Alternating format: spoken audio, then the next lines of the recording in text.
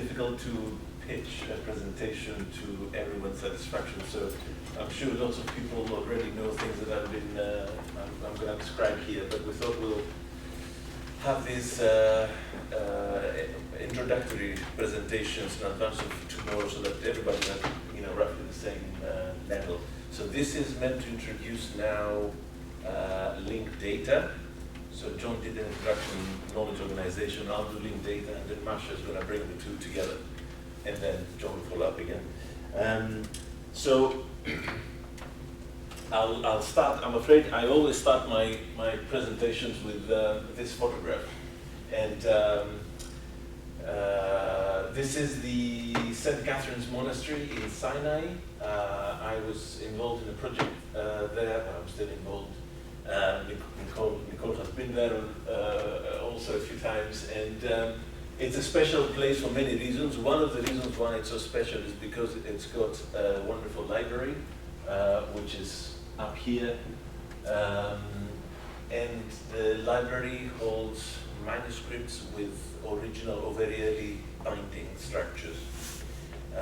So this is a group of people regularly visiting the monastery. Some of you may recognize Nicholas because he was sort of leading the project, and that's an example of the kind of books that we were recording there. And of course, we're looking at the development of the history of bookbinding and bookbinding techniques. We had to travel 3,000-4,000 miles to Sinai because the early bindings are there. If you're interested in studying the bookbinding history, you got to look back at early examples. Where are they? Well, they're in Sinai, so you have to go to Sinai.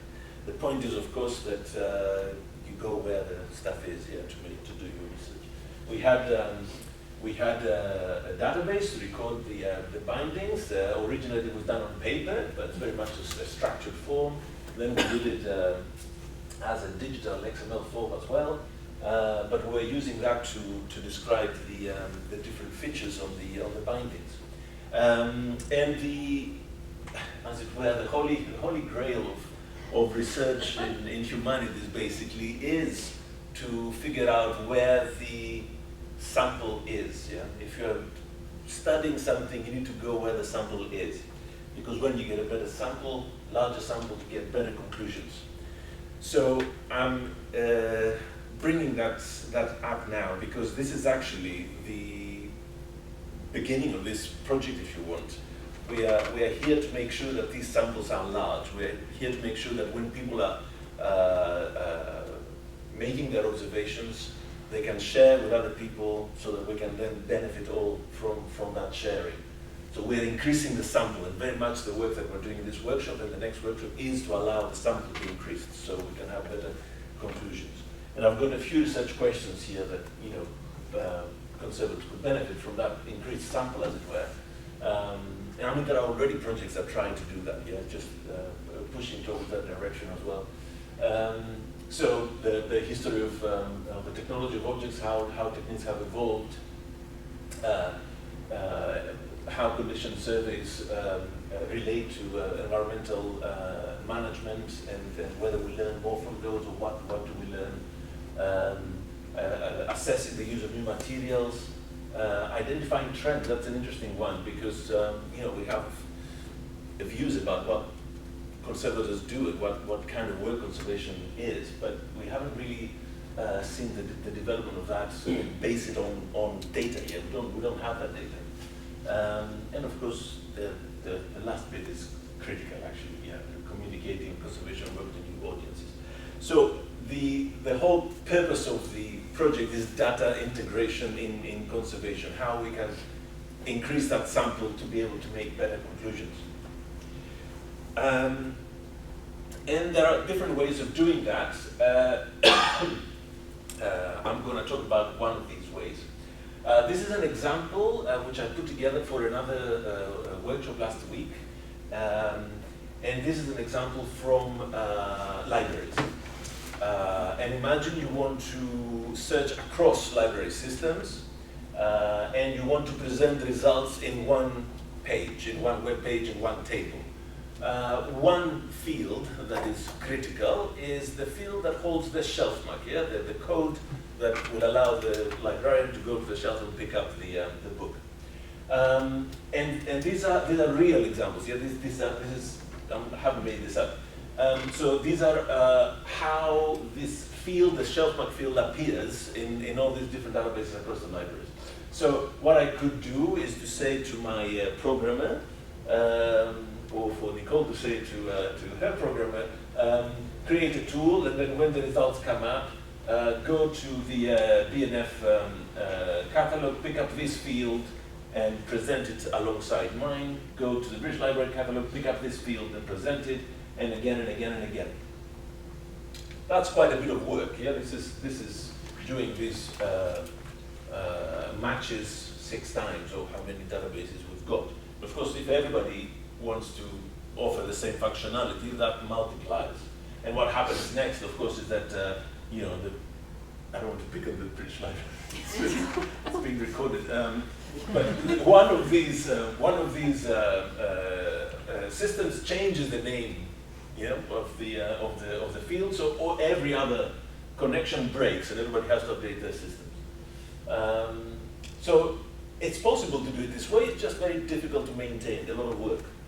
Another way of doing it is to do that and say, okay, hang on a second. We have all these fields in our databases, and we call them all different names, but actually, we're pretty sure that we're talking about the same thing.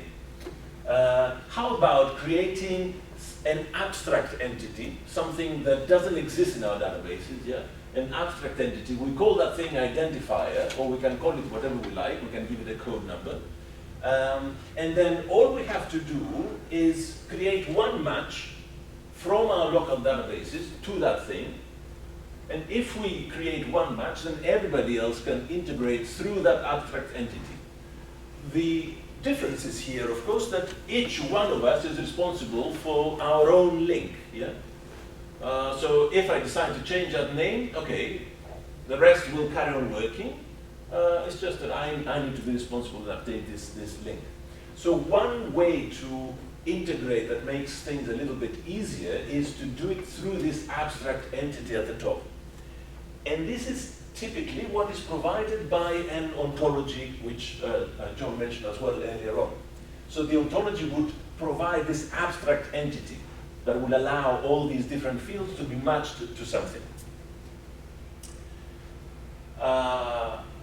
You gave a better definition of the ontology. I'll just use Wikipedia, I'm afraid.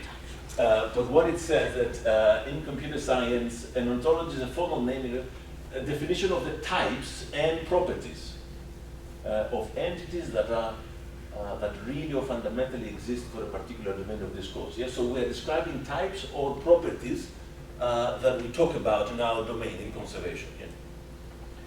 We're very lucky in conservation because that ontology, that formalization of the types and the properties exists already. And tomorrow I will be talking about this. It's the CDOC CRM.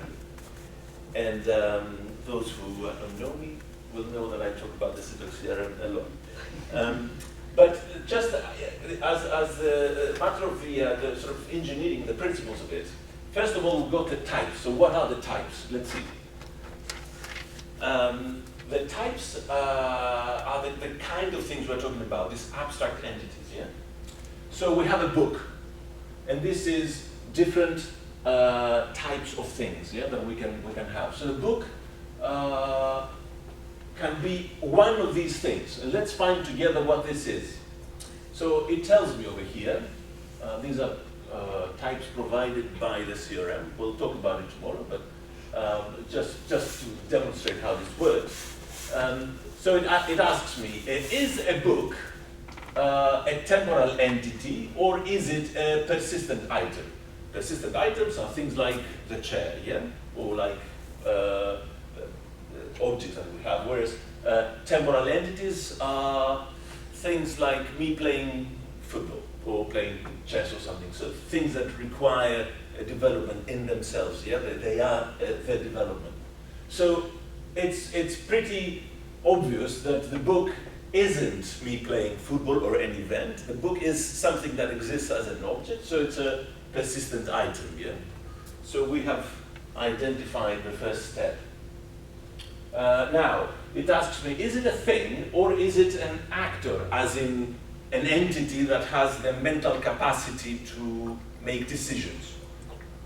The book clearly doesn't have that mental capacity, so it's a thing, yeah? So another step. Is it a legal object or is it a man-made thing? Good question. It could be a legal object if this was a room full of lawyers, yeah? We are not lawyers, we are conservators, therefore we prefer the man-made thing. Is it a physical thing, three-dimensional in our space, or is it a conceptual object, an idea that lives in my head? Well, it's a physical thing, yeah? Easy. Is it a physical feature, a physical object, or a physical man-made thing? Okay, things are getting difficult here without looking at the definition. But you can see we went down 4 generations in the CRM, which is notoriously a very difficult thing to understand. Then we have done pretty well. So I'll take it over from here. It is a physical man-made thing, and it's a man-made object. So that exercise took us from the beginning down to the man-made object, and we matched, yeah, the book as the, or rather not the book, the record of the book, to the type of man-made object. This is called a class as well in the CRMs, in ontologies in general. So we have a class, a type of man-made object, and our book belongs to that class. Yeah? And this is the definition of a class. Okay, we can talk about that tomorrow, and then Eleni will give more information about that. So this is what the types are. Yeah, we match records in our database with these abstract entities, these types that are provided by the CRM or another ontology. I hope this is clear. Now, the properties. This is a very interesting one. In the form that I showed you earlier from the St. Catherine's project, our brain works very, very interestingly, because what happens is that we've got a word here, lining, this whole section, outlined here, is a section describing a lining, and that section is inside the page spine. Any book conservator would immediately make the association that we're talking about spine linings and not other type of linings. Only because topographically, if you want, geographically, this area is in the same space as this. We have the context of spine, and we immediately make the association of this lining being a spine lining. So there's a hidden relationship in here, yeah? There's a hidden statement. We say that the lining over there is part of the spine. In our brain, that is an automatic relationship because we have the context, and it's effortless. To a computer system, that's a very difficult thing to explain. So we have to make it explicit. We have to make that relationship clear, that the lining is part of the spine. Another example, the adhesive type of the spine is animal, yeah, or that the end-band has a specific technique, is made of it with a specific technique, Greek in that case, and so on.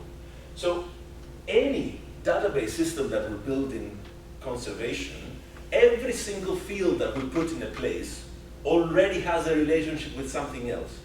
It's just because of context, we don't see it. It's not obvious. It just lives in our head. But actually, all these relationships exist. Yeah, that's what I call the implied relationships. Once we identify these things, they're quite obvious, but they're there. So now a computer can use these things. Well, an ontology, apart from the classes that I mentioned earlier, also provide these relationships.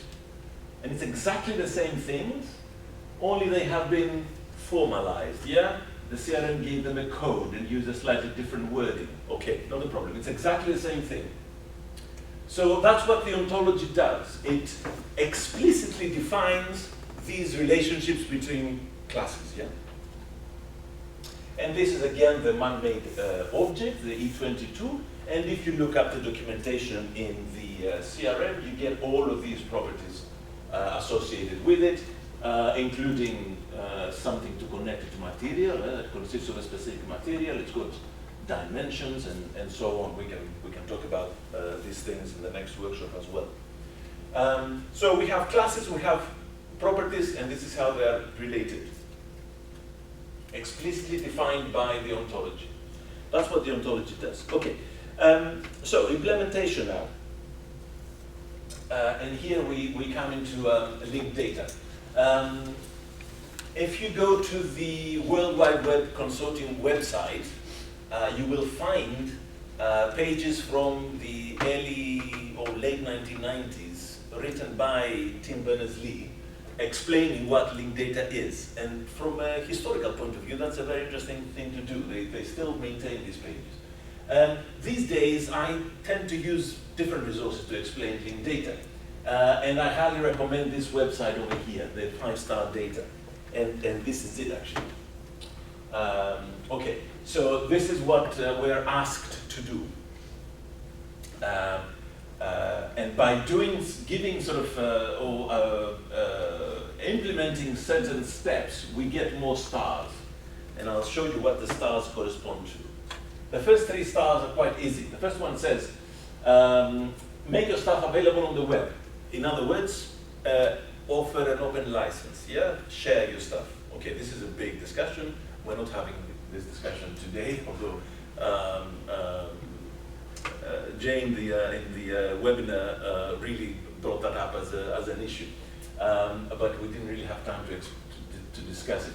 So anyway, the first step is share your stuff. The second step is instead of sharing your stuff as text, and Ryan was saying earlier how difficult it is to transform or to make use of text records, yeah? Instead of sharing them as text or as images, why don't you share them as an Excel spreadsheet, yeah? So that they've got their own space and you can sort, you can do all sorts of interesting things with it. So that's 2 stars. Then 3 stars is instead of sharing it as Excel, that will force me to pay money to Microsoft to buy Microsoft Excel to open your file, why don't you share it as a comma-separated value file, which I can open with software that doesn't cost any money, yeah? And that's quite an easy thing to do as well. So to get down to 3 stars, structured records and non-proprietary formats is relatively easy. The next step is difficult.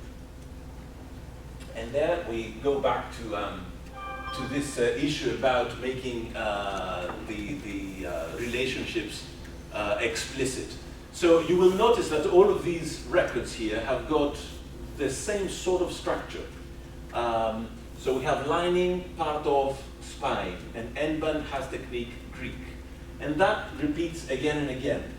That is a structure with 3 pieces, a triple, and it turns out that most of the stuff that we want to say through our databases can all be described with a triple structure.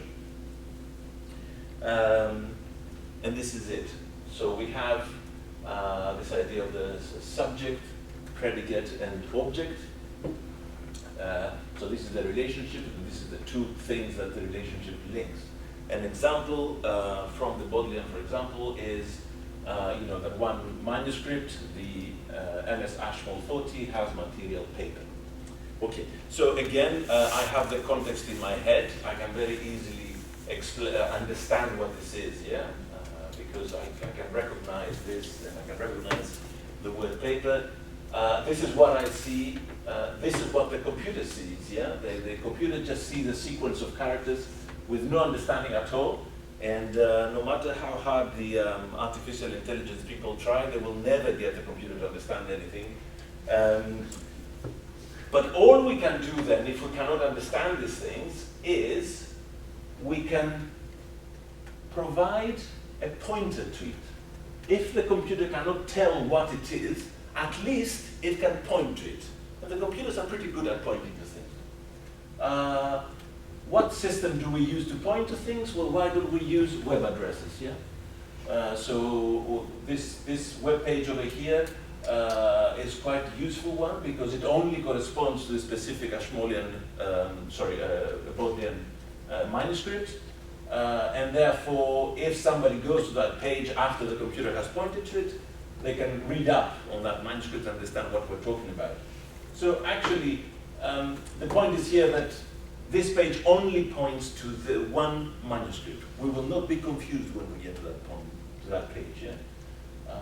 And this is quite a useful feature when it comes to web addresses. And the same applies here. I have replaced paper with this thing over here. Where does this come from? Well, you may know about the language of bindings thesaurus, which is a thesaurus providing terminology for bookbinding. So if I search paper on here, a record comes up. And obviously the reference is the AT there, but at the bottom of the page, I also get this, which is a so-called URI. And this is a unique address that will always point to this definition of paper. Yeah? So if in my database I have inserted that address over there, the computer will always point to what that thesaurus calls paper. And of course we have lots of other thesauri. These are the list of thesauri that we put together for this project. And authority list and so on. I mean, these are quite important ones. These are about geographical names, people's names, and of course they get vocabularies, but other people will talk about that more. So the point is that for the to implement linked data, this idea of URIs has to exist. Yeah? This is very much what makes the concept of linked data possible. So we will need a URI for every book in our collection, for every detail of the book that we are recording, for every term that we assign to these details. We need lots and lots and lots of URIs. And this is not an easy thing. Imagine having a database with 100 fields and 10,000 records. Every single one, 100 times 10,000, will have to have a URI. So maintaining all these URIs, building them in the first place, maintaining them in the long term is a lot of work. And this is why, and they have to be relatively permanent, yeah? And if we want, when the computer points to something, to have a little web page there to explain what it is that the computer points to, well, somebody has to maintain these web pages as well. So that is a lot of work. And this is why I'm saying that the 4 stars is actually a difficult step. And it's easy to get down to here, but to jump to that, it means you have to maintain URIs for every single thing you're talking about. So that's a bit of work. Okay, so this comes from the Bodleian library. If you click on it, you go to MS Ashmole 40. If you click on this, you go to paper. I haven't talked about that yet, but there's no surprise that it comes from the ontology. So the CRM in that case provides an identifier for that property, yeah? So we can use it there. And this, I'll talk about that tomorrow again, but all these definitions exist in the place where the ontology are published. In this case, in the CRM website, you will find all sorts of definitions files for all these addresses and URIs. Okay, so these 2 acronyms, I'll go back one slide. Yeah. So you will notice that these things exist over here. It's the encoding language that we can use to express all these classes and properties and the URIs. So don't worry about that. It's a little bit technical, but it's one way of making all this information explicit so that it can be read by a computer, OWL and RDFS. Fine. Okay, so we got, I mean, in a way, we already got down to 5-star data because you get the extra star if you start using other people's data, yeah? So if you link to other resources, but clearly, if I'm in the Bodleian and I'm using resources from the language of bindings, I've already done that. And this is very much how linked data is meant to be used. Another thing to remember in our discussions is that I don't really want to have to type long addresses every time. So I can use something like that, shorten the long address and put it here. This is exactly the same thing, just to make the discussion a little bit faster. Okay, an example. I was involved in a project last year called the Mapping Manuscript Migrations Project, and the idea was to discover how books traveled through sale. So there was an event of a purchase and a sale, and somebody bought a book and moved to another country or so on. So you can find the provenance of the book.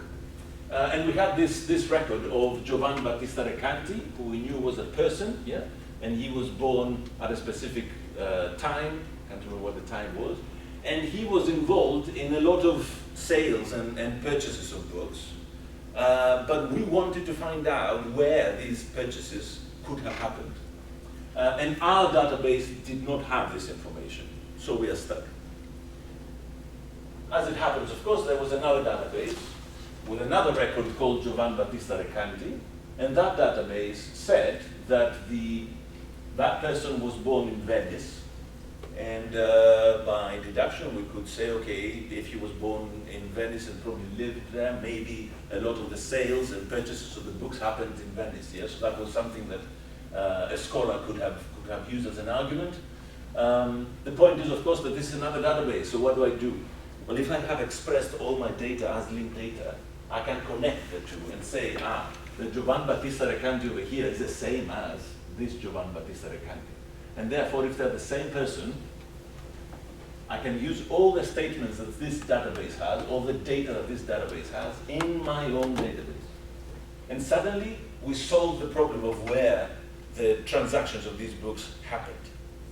And we didn't solve it because of our database, we solved it because we combined with other databases. Yeah? And this is very much the benefit that you get with linked data. And obviously, there was more knowledge in that database that we could have used. So it's not just putting everything in one place.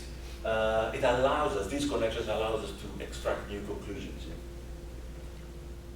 The last bit I want to talk too fast. The last bit I want to talk about is Sparkle.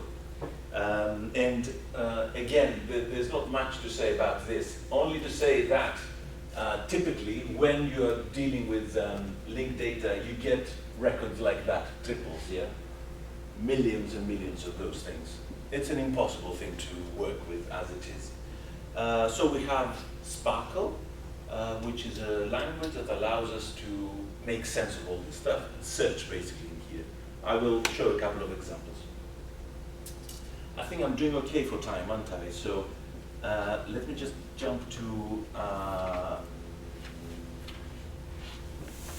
the examples, and then I'll come back to this.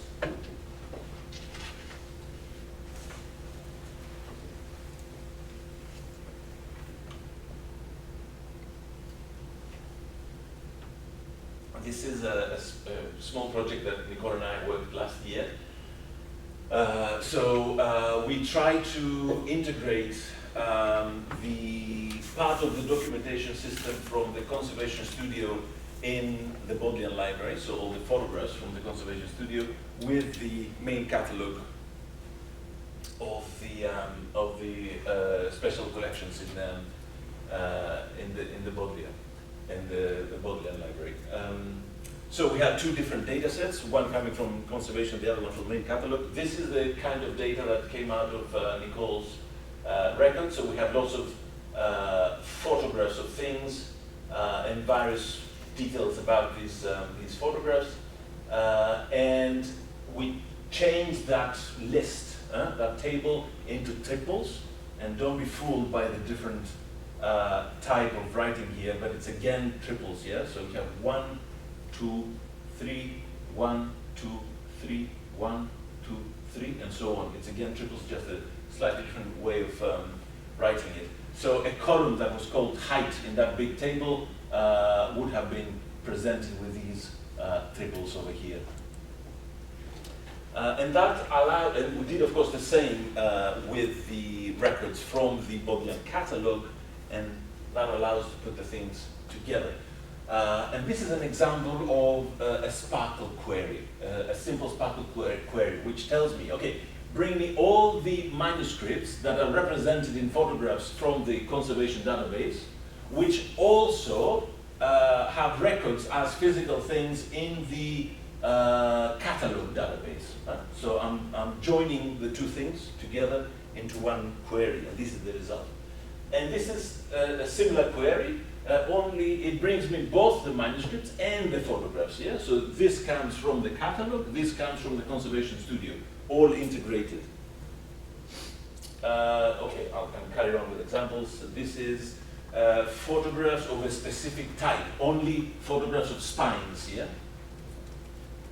and so on. Now, the point is that sitting down and writing Sparkle queries is not that difficult as it looks. Yeah? It's relatively easy thing to learn, but not everybody has to learn it. And we used a system. This one is called MetaFacts. Yeah? It's what, I don't know, you've probably heard about Research Space as a tool. It's based on the same system. And what this thing does is it allows you to write Sparkle queries in the background. So if you see here, yeah, so you put the Sparkle query in here, and that translates into a nice looking search interface over here that I can type my shelf marks or whatever and have results coming up. So Sparkle is not something that everybody has to learn. It's something that we can use to build nice tools like this. Okay, so another example I've got, just to link with Marsha's presentation, is linked data for knowledge organization systems, yeah? And I'm sure Marsha is going to talk about it more extensively, but she asked me to just introduce this very quickly. So we have something we call Scots, which is the Simple Knowledge Organization System. And this is a recommendation from the World Wide Web Consortium, and it's one way of sharing data about Thesauri online. And this is an example. So I'm using the technique of end banding, making an end band on a book. So I have a concept over here, and that describes the process of making an end band. And then I have a preferred label, and Scots calls that pref label. Pref label end banding. I've got an alternative label, head banding. It's the same thing as this process. It's a term that I don't want to use. I want to use another term, so I make it an alternative label. Somebody else might want to use it. And then I have, again, a preferred label, in this case in Norwegian. Yes, for some reason we have these translations in Norwegian as well. Okay, and then the concept has a description, the process of making an end band, and that in Scots that is called the scope note. And then it's got very much what John was describing earlier, a broader concept, which is the forwarding techniques, and a related concept, which is the actual thing, the end band. So these are very much the relationships that John was talking about, only formalized through Scots to make them linked data. So it's presenting the understanding of a thesaurus as linked data using Scots as a standard. So you can consider Scots very much like the CRM. Yeah, it provides types and relationships to describe thesauri. The types are the Scots concept and the labels, and the relationships are all the arrows that you see here, broader related scope note and preferred link. So that's my second example about linked data. And I hope that's enough for Marsha to start introducing linked data and knowledge organization systems more broadly. But are there any questions about the sort of basics of linked data? No? Okay. This might be covered, but you introduced the notion, again this may well be something everyone understands, but you introduced the notion of having a type and then children of types. You didn't express why something needed a child. Yeah. Yeah, so I was going to talk about that tomorrow, but you're right, I presented that, that hierarchy there. And it's, I mean, it's very much the question I asked you about, is every narrower concept always what the parent is? My understanding is that in thesauri, you do not always have a strict rule that says that the child term is a parent term. But in the CRM, for example, because of the strict structure around it, you have to have that. So you have to have I mean, that's what we call the ISA hierarchy. So every child term is always what the parent is. But it becomes more specialized, so it becomes something more detailed. So the higher up you are in that hierarchy, the more general the concepts are. And the deeper you go, the more specific they become. And do you want to say something about? No, just, I think that in Getty it's a similar way, but they have some other, like in any other thesauri, they like array could be things, or you could be like by instance, so it's instance by part of, like already was represented, but it's still somehow defined. It's not just something completely unrelated. Yeah, yeah. No, absolutely. It's just the stricter, yeah. There is kind of an exception to that, and that is just the whole idea of guide terms. Yes, okay. Which are not really concepts, you know, in the parent-child sense. It's just more of a way of narrowing information. Yeah. And in some schools of thesaurus construction, guide terms should really be concepts. There should be no guide terms. That should be a concept. And I can understand that problem, but no one's really figured out a way to, you know, create a thesaurus without these kind of node labels. No, because you end up something with so huge. massive lists of terms that are impossible. You have a similar concept within linked data in general. You have a similar context in linked data in general, in the blank node. Yeah, blank node. So it's effectively, I have a point in my connection, but I don't want to talk about it. Right. But I need to have some connection. Similar thing. But it's also the notion of when you go to a child, generally you introduce new properties. And that's for me, because you do have children that don't have new properties, but it makes more sense that I need something else because there are additional things I can define against it. Yes, so that's one reason why you have child classes. The other reason is if people in the domain really desperate want to carry on linking to you, you need to have some sort of hook there. But you're right, the idea of the hierarchy is that you've got general classes that say very little things about what you're describing, and the more specific you become, you have the capacity to say more things, so you introduce new properties, and again and again and again. So I'll talk about that tomorrow again, but anyway, since we're discussing that, the example I gave you with the E22 man-made object, that is the end of the hierarchy, I think. So that has got a lot more properties specific to it than the beginning of the hierarchy, which has got very generic properties. But let's talk about that tomorrow. I mean, the other thing I was wanting to say is you mentioned the notion of integration a lot of data. And generally people quite like their own data and they're quite attached to their own data. So for political reasons, it's often good to talk about your data as interoperable as opposed to integrated. Yes. To say that I prepared my data so that it can talk to someone else's data, not that they're going to steal it and take it away. Yeah. So it's Yeah, it's how people feel about things. But often you can scare people less by talking about interoperability versus integration. That's a good tip, I think. I mean, yeah, this is a big issue, I think, and I don't know what the experience in this room, but and my experience so far is that people are really reluctant to share, and for silly reasons, for reasons of not being confident that the data is good enough. Well, it's also that linked data gives you the ability to have a connection backwards.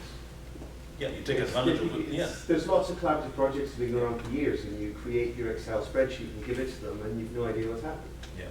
The linked data maintains that connection so that they can benefit and you can benefit from what they do, and you can have a conversation.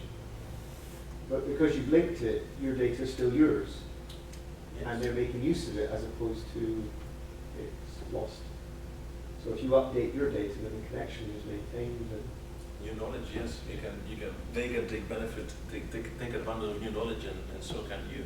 I mean, this is why Wikidata has worked really. I don't think that the structure in Wikidata is particularly good, or that the data is particularly good, but it's there for everyone to use, and people use it. And imagine if that was possible with more authoritative data and data that has been curated properly. I have a question. This might be breaking things down a little bit too simply, but maybe you can make it clear from us. The example that you used is basically of check boxes coming out of paper form, where it's clear you check a box and you can easily translate it down into triples in this structure. How would you approach this pattern as it relates to each other? If you have a group of things that are related together, not necessarily standalone, something that you might express in a sentence or a paragraph if you were taking a different data approach. Yeah, so I mean, the point is this big chapter around modeling, how you model the data, and the discussions around the CRM are very much on how do we produce enough classes and enough properties to model data that we need in conservation and other fields. So the workshop in September will be very much around that question. We have these types of documentation in conservation. Is the CRM good enough to map all this data or not? Or do we need more stuff? Maybe we do. When, of course, the only thing you have to work is text, that makes things very difficult. I mean, the first thing I do when I have a piece of text, apart from trying techniques like text mining and so on, is to encode it in a structured way. So pick out the information that are actually useful, get rid of the syntax, try to match the terminology to something that I understand, and then what's left, I try to figure out what the implied relationship. So it's exactly the same process. It's just with any kind of form, that original structured data is the structure is already there. So in effect, what you're doing is constantly looking for the implied relationships, yes, and then defining them in a yeah. sense. Yeah, and that's why text mining is so difficult, because you can identify concepts in a text, and you can tell that these concepts match with a thesaurus somewhere, but what is the relationship? In that project that I was talking about with the book provenance, we had a TI schema, the text encoding initiative, and there you had a piece of text that described the sale of a book. We had that for about 10,000 records. It was impossible to do anything with it. You had to go one by one and work out. You have a name, and you have a place, and you have an item. These three things you can identify. You can't tell who sold to whom and where and when. Yeah, it's a very difficult thing to do automatically. You have to spend time encoding that information in a better way so that then you can build these relationships. It's often interesting to try and think about doing it the other way around as well. Because people like to read the free text, but if you've entered the data, how can you then express it as a sentence? And if you can take the data and express it as a sentence, and it means what you had beforehand, you know you've done it, you've managed to do it well. It's interesting, yeah.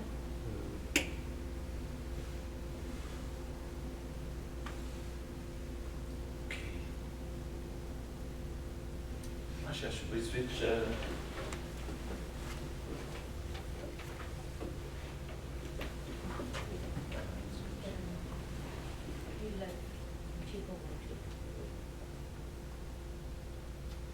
Yeah, well, we're switching over if anyone wants to stand up. Expression. Happy with the notion. Well, if you're happy with doing what it means. I'm so technical person. I won't even.